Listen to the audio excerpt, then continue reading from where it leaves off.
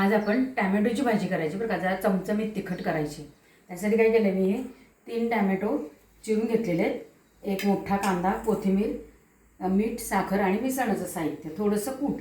आता तेल मी ह्याच्यात 3 चमचे तापत ठेवलेलं आहे। मोहरी आपण टाकूया त्याच्यात, नेहमीप्रमाणे फोडणी करून घेऊया।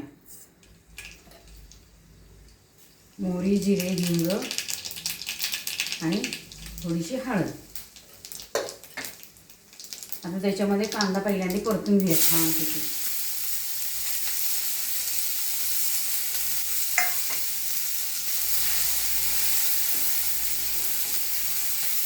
आणि आता आपण नेहमीप्रमाणे थोडीशी फोडणीमध्ये कोथिंबीर टाकून घ्यायची। मी नेहमीच टाकणार आहे, आणि कोथिंबीर भरपूर घ्यायची, याला छान चव लागते। आणि नंतर वरनं थोडीशी कचकट लागावी म्हणून तशी घेणार आहे।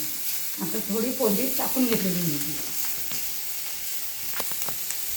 गेलं आहे। आपण त्याच्यामध्ये झणझणीत करायची ना आपल्याला भाजी, त्यामुळं कांदा लसणाचं तिखट घातलेलं जसं ना ते कांदा ते करायचं आपण। याच्यात कसं कांद्याचं घातल्यामुळं झणझणीत होतं चांगलं। आणि गोडा मसाला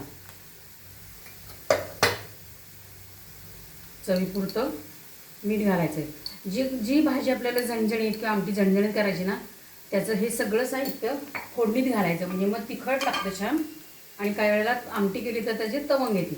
आता ही फक्त एवढीशीच बरं का, फ्लेवर पुरतीच टाकलेली, कारण का टॅमॅटो आहे तो आंबूस असतो, तो थोडासा चवीला थोडासा गोड व्हावा म्हणून, पण तो गोड होत नाही कारण आपण कमी टाकलेली।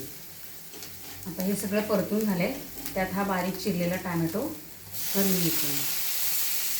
आता बाकीचे काय करतात, तिथे टॅमॅटो, कांदा, लसूण, आलं वगैरे हे जे तेल टाकून झाकण लावतात आणि परतून घेतात, कसा अर्धा टॅमॅटो टाकून। आपण तसं न करता हे डायरेक्ट असं परतून घेतो, एवढाच फरक पडतो त्याला। आता हा टॅमॅटो चांगला शिजला पाहिजे, त्यामुळे त्याला मंद गॅसवरती झाकण ठेवायचं। त्यामुळे झाकण ठेवायचं, बघायचं काय झाकण काढून हलवायची थोडीशी भाजी, आणि मंद गॅसवर करायचं।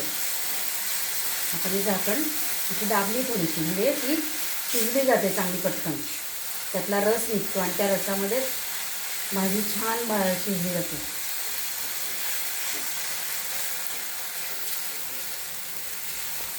परत मी झाकण घेणार आहे आणि हलवून घ्यायची भाजी सगळी।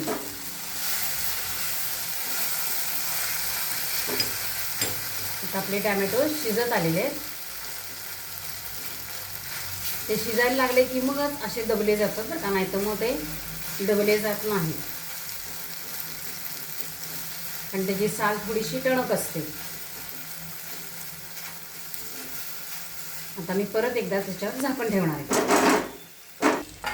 छान शिजलेली आहे, मस्त वास येतोय बघा, आंबट तिखट छान असा वास येतोय मसाल्याचा बघा। आता याच्यामध्ये आपण थोडंसं कूट, तुम्हाला हवं असलं कूट घाला, नाही तर नका घालू, काही जण नाहीत घालत, पण थोडंच घालायचं आहे, नाहीतर चव त्याची सगळी वेगळी लागते। आणि राहिलेली ही कोथिंबीर वरनं घातली म्हणजे ती कच्ची होते, त्याची चव वेगळी लागणार आहे। अशा पद्धतीने भाजी करायची, पोळी, भाकरी, ब्रेडला जरी लावून खाल्ली ना तरी ही भाकरी भाजी छान लागते।